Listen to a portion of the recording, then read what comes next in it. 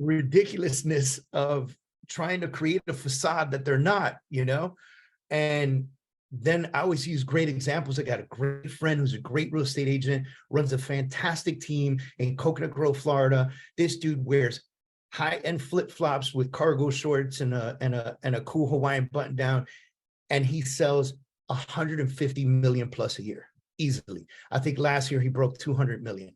All right. So if he can do it in flip-flops, you can do it in whatever you feel comfortable in. And if that's a Gucci slip-ons, then let it be, right? But be yourself, have that freedom, be you, be who you want to be. We're here to build our businesses, man. Sarah says never works out to pretend you're someone you aren't. You're so right. And listen, I had this, Sarah, listen, I got to tell you, and I'll come clean with you guys. I had this whole finding of myself for a very long time, because when I got out the Marine Corps, I didn't know who the hell I was in the real estate industry. Okay. It was like, sign the paper, damn it. Right now I couldn't be that guy. Right. So I had to put the Marine away a little bit, but the Marine comes out to be very handy in negotiations, which is awesome. As you can imagine. So today I want to introduce you guys to a very good friend of mine. We actually met for the first time not very long ago. And I took the opportunity to chat with him. I was being introduced to him and I took the opportunity to chat with him. I'm so glad that I did. It's a perfect example of why you never say no to meet somebody, never to say no to a potential meeting with somebody, because you never, ever know what's going to come of it. And so I've been able to meet Nick. I've been able to have him at some of my events. I've been invited to some of his events. And I've been able to partner with him on a solar business that Nick owns, which is phenomenal. And so Nick is, I'm gonna let Nick tell his story, but this guy used to sell billions, okay, in fitness. And now he's in the solar industry, and I'm super excited to continue to work with him, but he's got such a hell of a story. So I'm gonna bring this in by saying I was at his house the other day. It was about a month ago now, right, Nick? Yeah. I was at his house, and being at his house, he was having a private mastermind, and I was one of the speakers at this mastermind, and I spoke about something very specific to me for the first time publicly ever. And so I had this opportunity to do that at his house. And then on top of that, he got up to speak and he did a presentation. And he said some things, man, that just kind of flipped my head around in different spaces.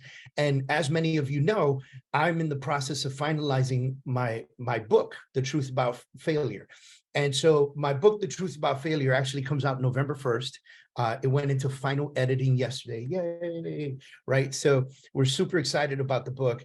And I had to actually go back and adjust a huge part of the chapter that talks about time management because of Nick, right? So, and that's it's exciting, man, and it had the same information, but the way that Nick verbalized it was everything. And so, Nick, welcome to the weekly webinar. We're so glad to have you here with us, man. I appreciate you doing this with us.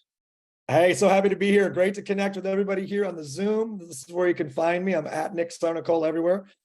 Great to see the folks. If you're watching on Facebook, hello. And if you're watching the replay, just hit replay in the comments, wherever you might be watching this replay. I want to say, first of all of you guys are so fortunate to have a mentor, leader, and phenomenal coach like David Kurz. Everything this guy touches, man, he's such an assassin at everything he does, but he does it with the right value systems, the right work ethic, the right perspective. He's a dad, he's a husband, he's a friend. So you've picked an awesome leader to align with, or just a coach to be guided by. And my hat's off to all of you guys for being such great decision makers and aligning with this man. Super unique for today because David's actually in my hometown. So what's up, Grand Rapids? How are you guys? I'm in Miami. I live in Miami 14 years. I'm a dad up here of 2. But I'm originally from Grand Rapids, Michigan. So Grand Rapids it's much more progressive now. It used to be just a very blue collar, middle class town. And, I didn't know anything about business, entrepreneurship, sales, nothing. But I knew I wanted to be very successful financially one day.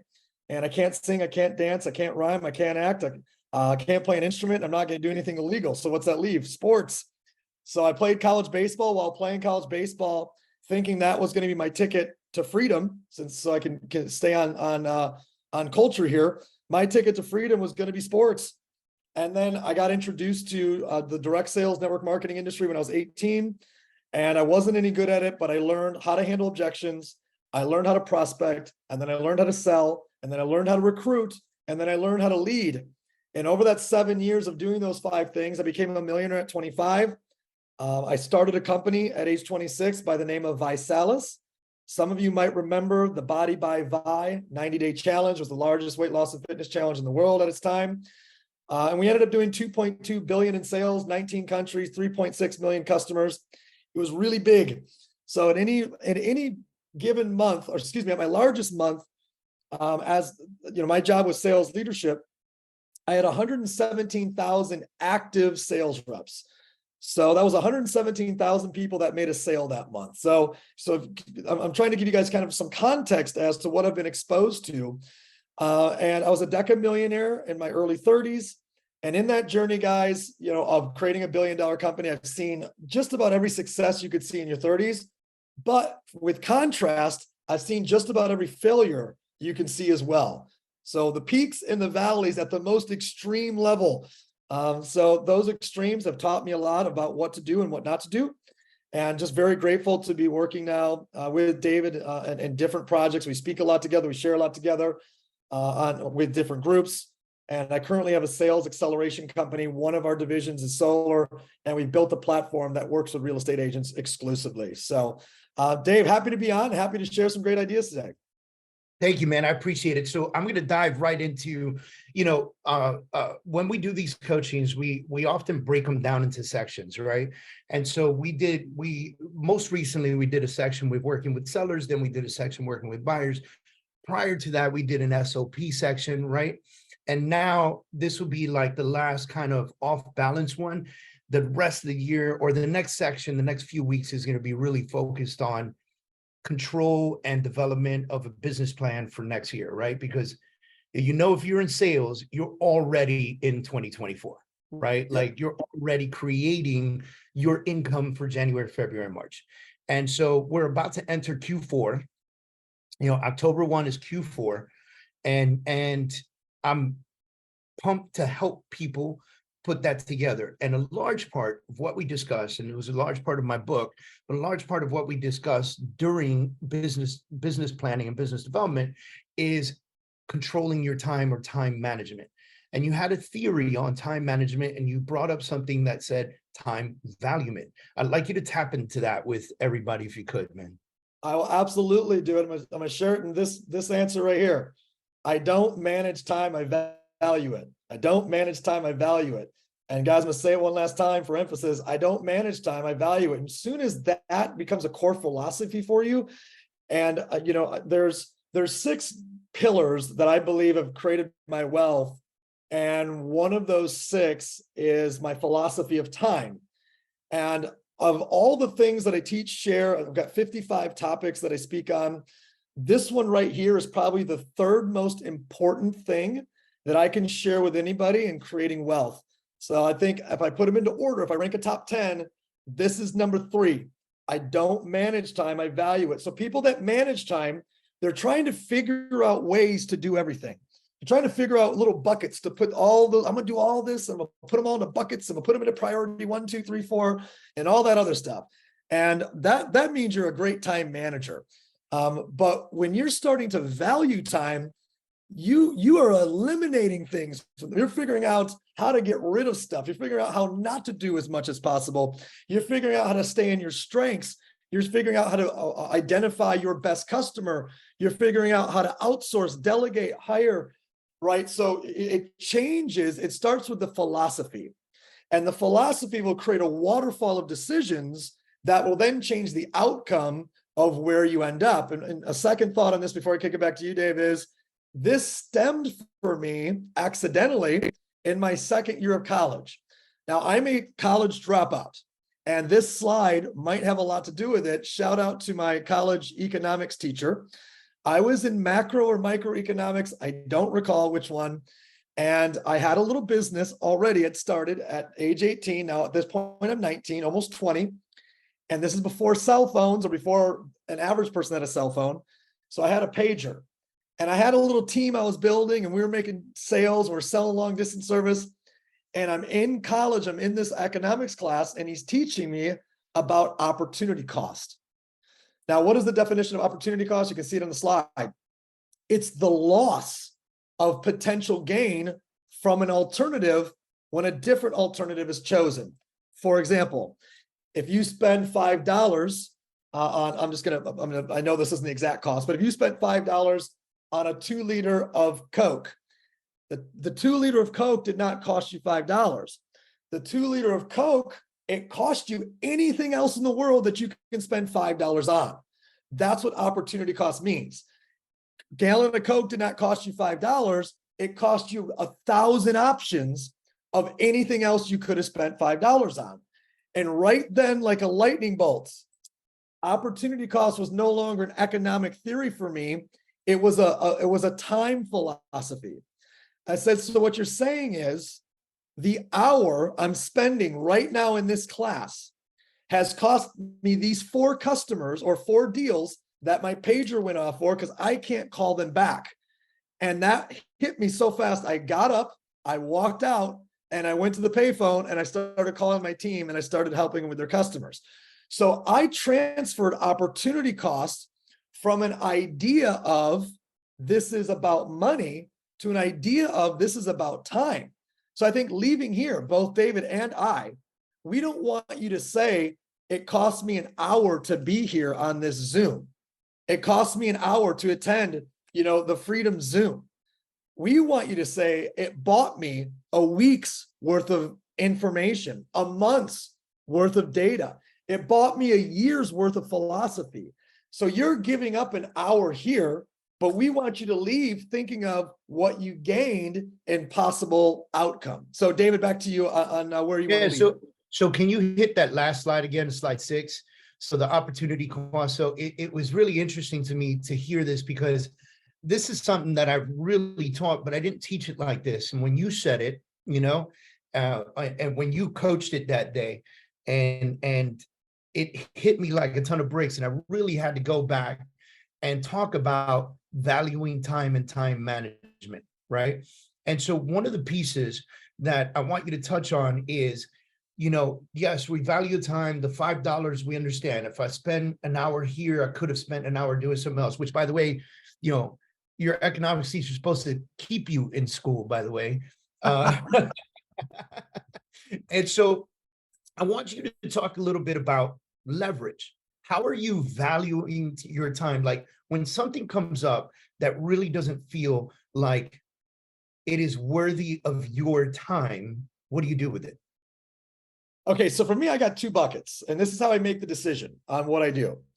I only, capitals ONLY. I only do 2 things. I only do things that make me happy, and I only do things that get me results.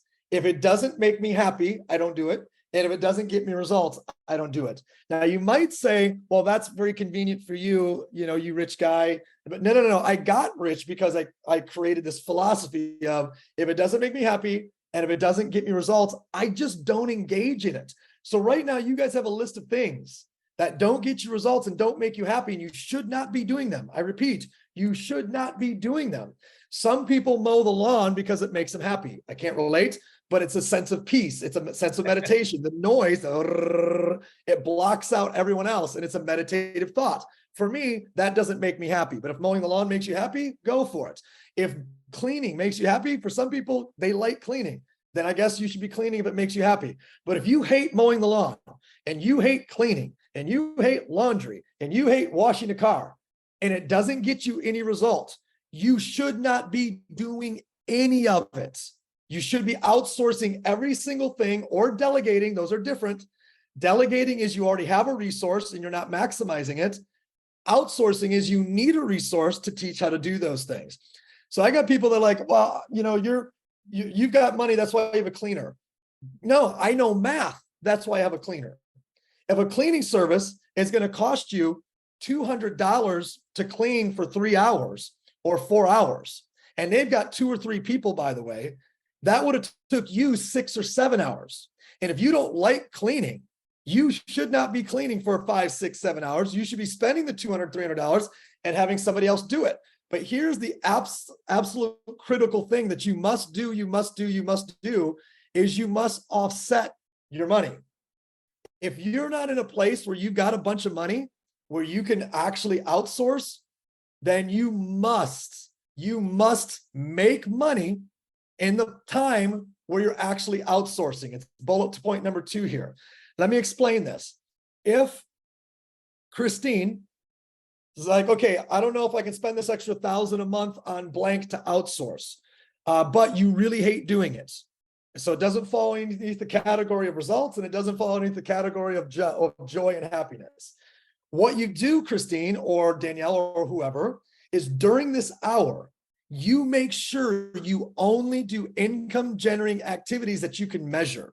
So you intentionally, and I underline and capitalize intentionally, you only do income generating activities during the few hours that you're outsourcing that $1,000 cost or that $300.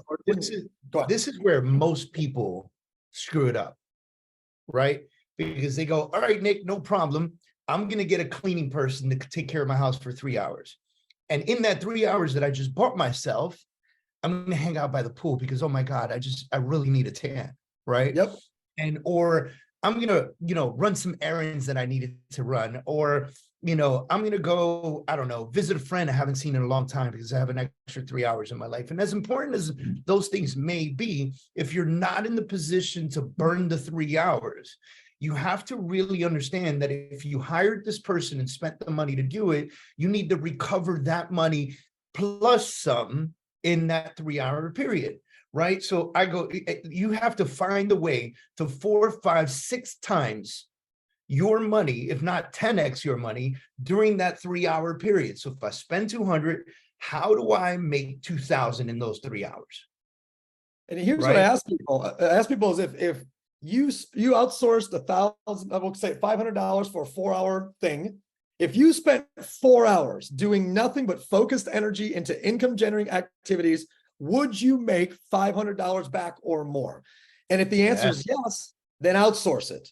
If the answer is no, then that's above your pay grade. So you can't outsource that. So you got to figure out what your value per waking hour is. What's your value per waking hour? And once you know your value per waking hour, you can outsource and delegate anything that is below that number, but you must substitute it with income generating activities. Now, once you have a bunch of extra money, you might actually say, I'm going to go ahead and outsource this and go to the beach because the beach makes me happy and I've got money, so I can do that.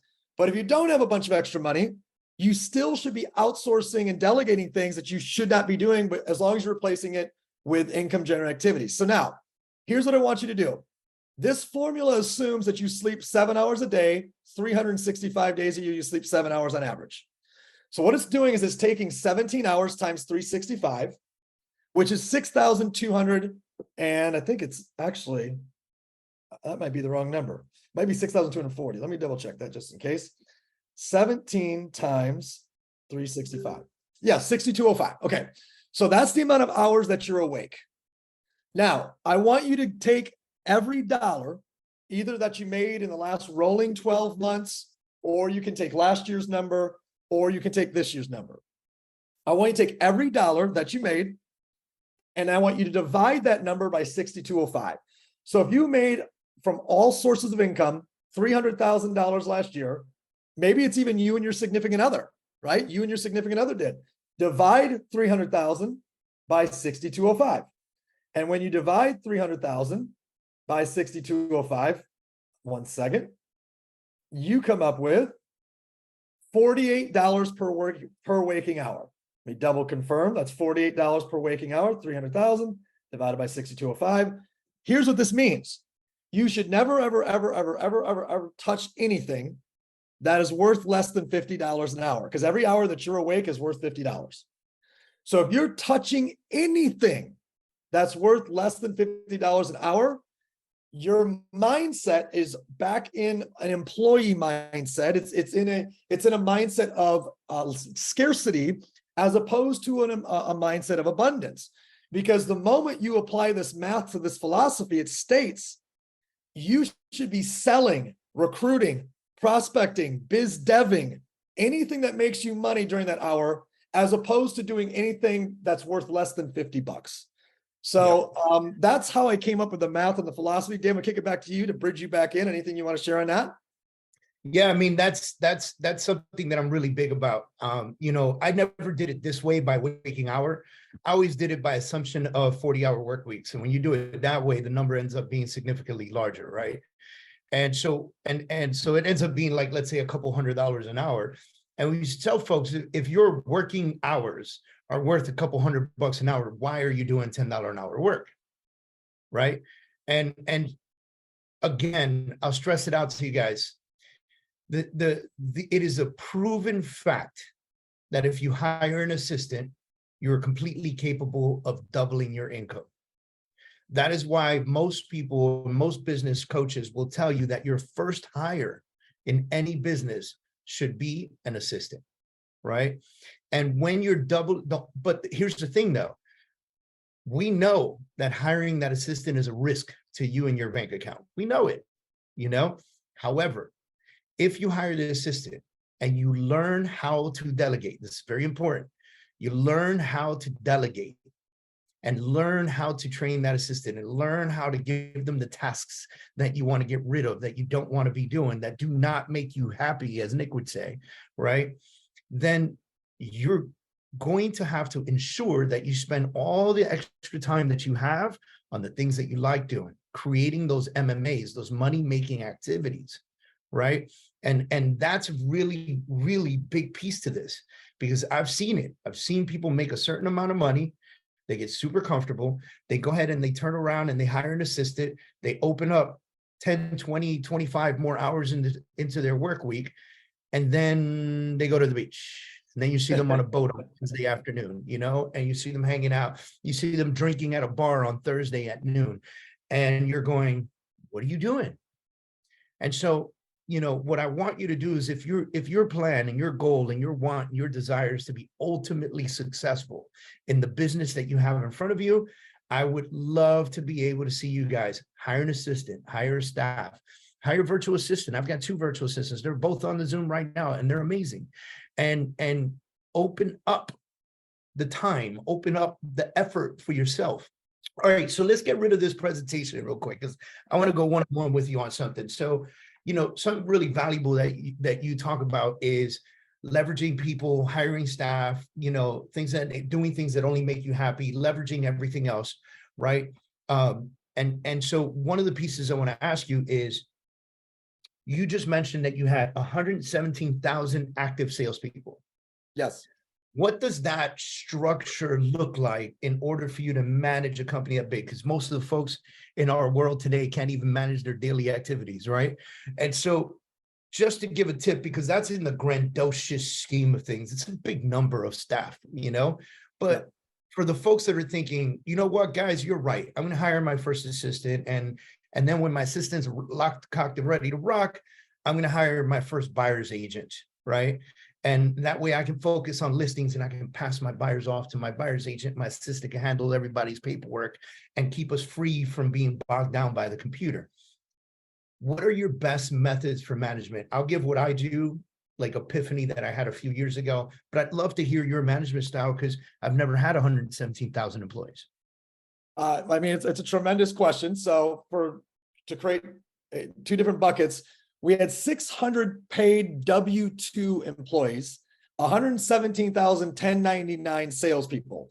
So those are technically, those are folks that can come and go as they please because they're 1099, right? So some were overtime, some were full-time, some were part-time, some were spare time. And that's kind of the buckets of the 117,000. And then there were 600 employees, that call center executives. We had offices in Rome, Amsterdam, Munich, London, California, Michigan, Toronto. So we had 10 off. It was huge. So The question that you're asking is a function of leadership, really. It's not a function of management. It's a function of leadership. And, my core belief is leadership is the multiplier. When you have mastery of leadership, then your ability to multiply what you're doing is endless.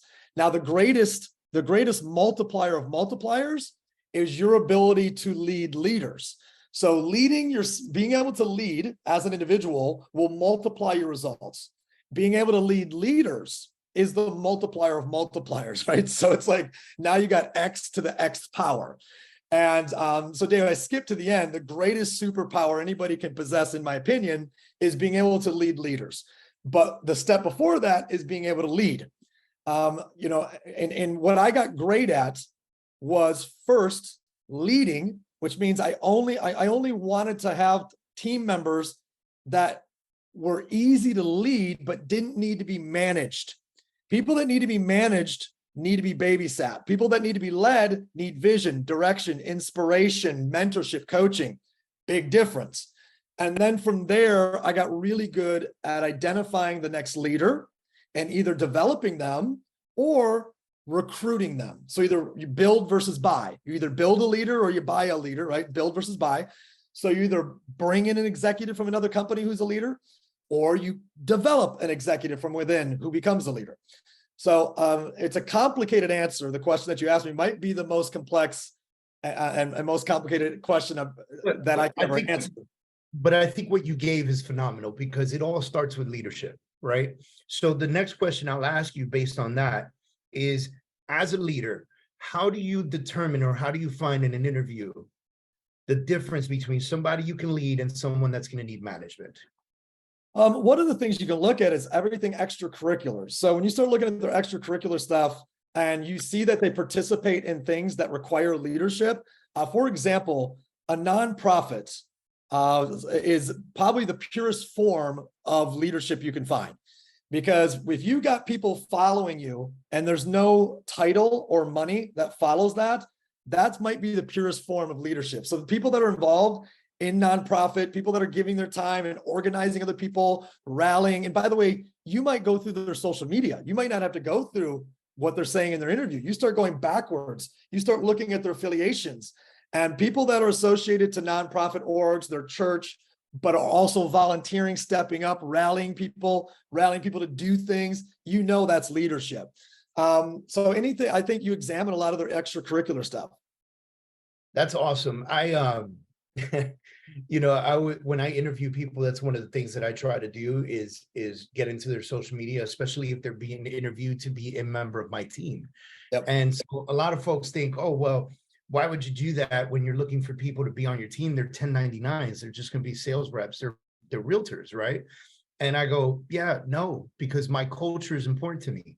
My team is important to me. How we interact with each other is important to me. And I don't have the time to babysit you.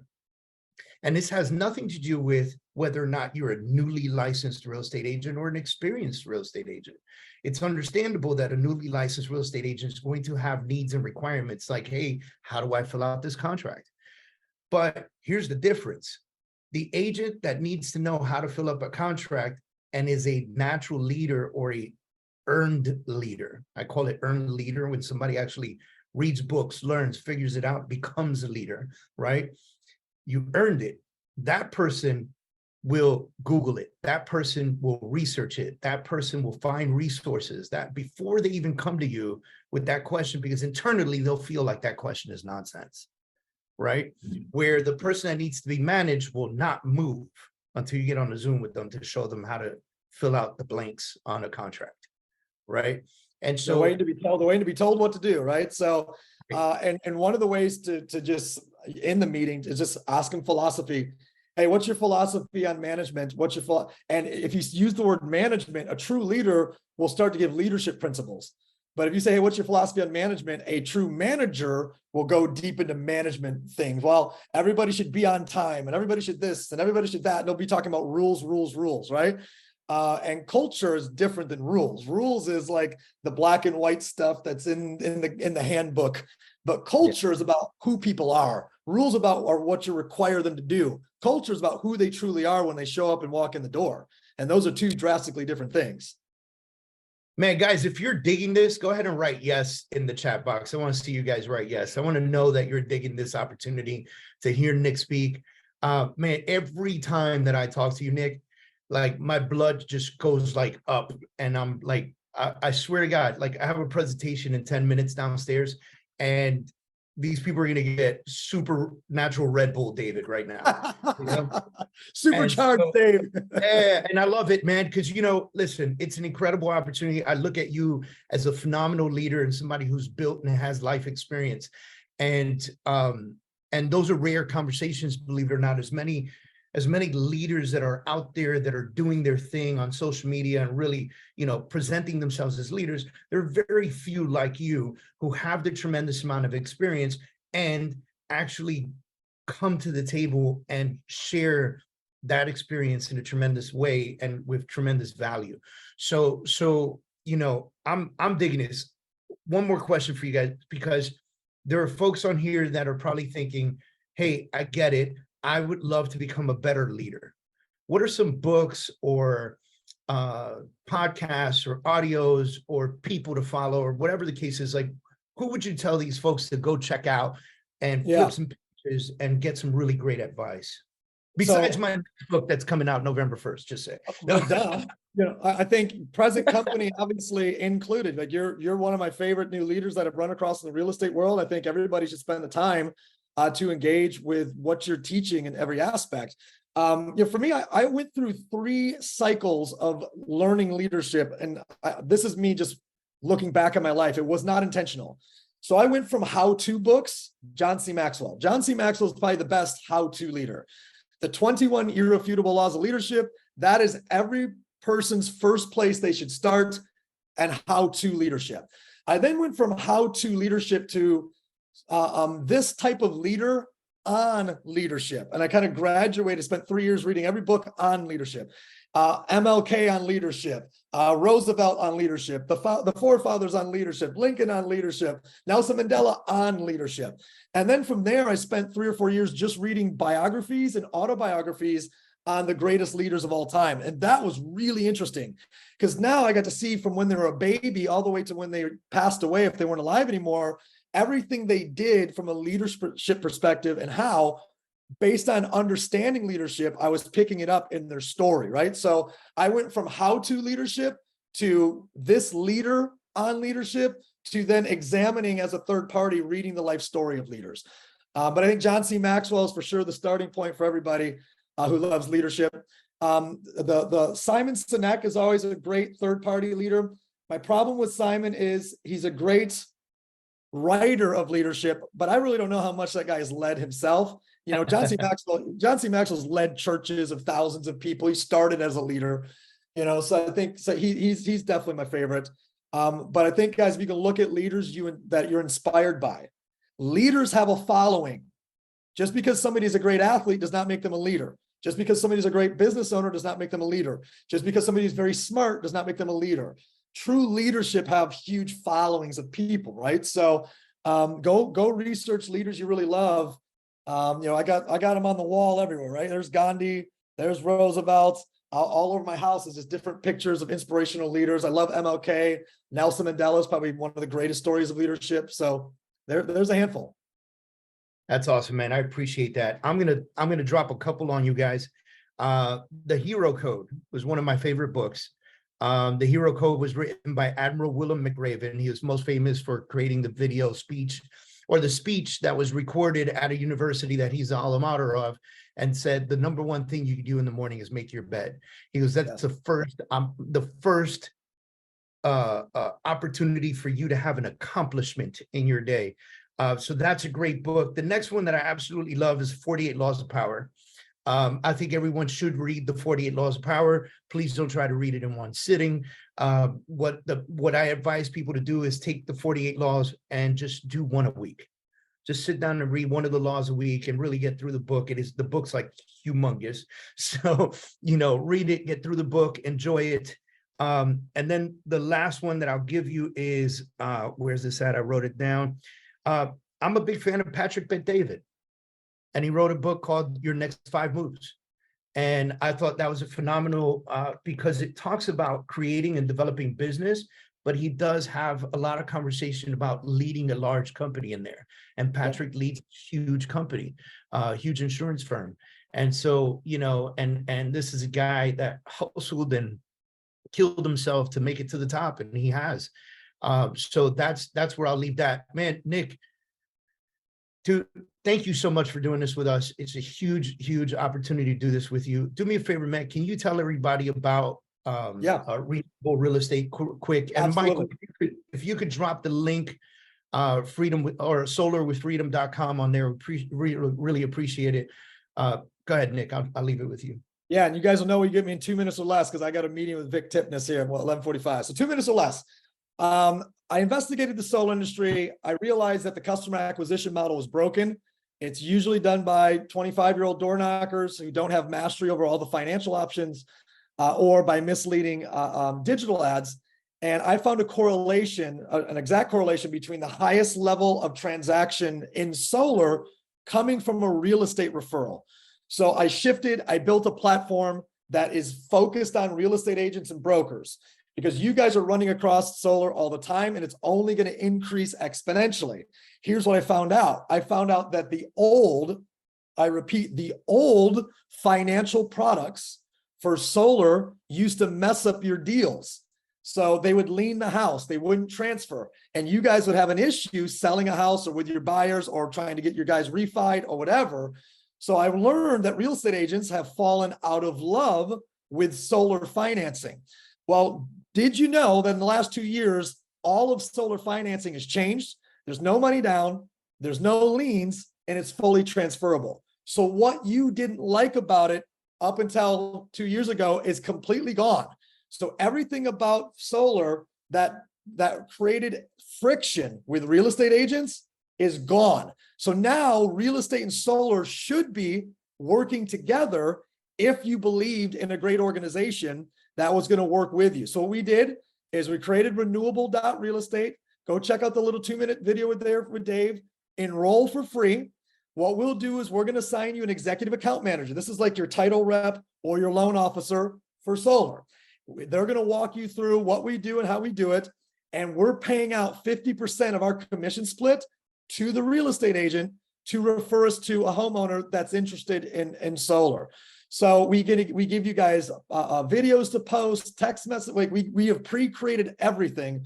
All you have to do, share it, get it out there. Somebody responds. You're going to have somebody who's a major sales professional on our end that you're going to know them because you guys are going to be linked together. You're going to know who they are. And they're going to do the deal. And we're going to split the commission right down the middle, 50-50. So that's it in 2 minutes or less. Nick, question was any state? Great question. Thank you. Florida, Texas, Nevada, Arizona, California, Idaho, Utah, Oklahoma soon, and Michigan really soon. But those 8 for now. But I didn't say Nevada as well. What about Virginia? Is that coming soon? Virginia, we can do. It's something that we have installers in. We just haven't hired the executive account manager there in Virginia. If you want a remote one, then I can give you a remote executive account manager. That's fine, because we know the executive account managers here, and that'd be fantastic. So, yeah. All right, so guys, I put a link inside the Facebook. The link is also inside the chat box here. Just click that link, sign up for free. It doesn't cost you anything. There's no membership. You don't have to pay anything to be a part of this. The execs will, the executive salesperson will reach out to you. And once they reach out to you, you'll get a better understanding of what it means to be a part of it. And guys, honestly, this is a way to add 20-30% to your deal, you know, and in commission. They're sharing 50% of the commissions back with you as the real estate agent. So you can make a few thousand more dollars per transaction that you do out there. Here's the crazier part that Nick never mentions, and I think is critical to mention, is a lot of us sell houses to people who are going to replace the roof. Did you know that you can finance the solar and the roof under the same umbrella? So now you're telling folks, hey, listen, you're in a new roof anyway. Do you just want to add solar to that? And Nick's team will help you out with that.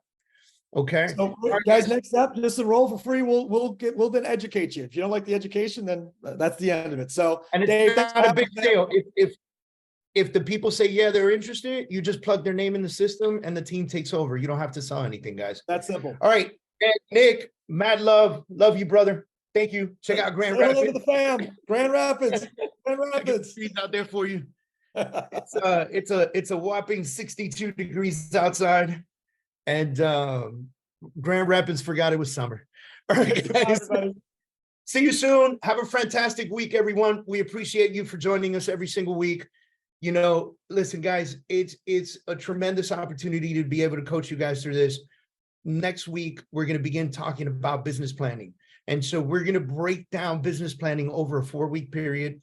And I'm going to give you guys the tools, the knowledge, and the necessary things, diagrams, and everything that you need to really break down having a business plan for next year, because I want you guys to have a massively successful 2024. And so we're going to break this down. We're going to go nasty with it. We're going to have a lot of fun with it. Next thing I want to tell you, our Freedom Achiever Academy is live. It's there. We have not raised the prices like we were supposed to. It's still $149 a month. If you want to be a part of our coaching platform, please jump in there. It definitely goes in much more depth with everything that we got going on. And our book is going into pre-launch soon. I'll keep you guys posted on that, but I'm so excited. It comes out November 1st. And thank you again for joining us. We'll see you guys soon.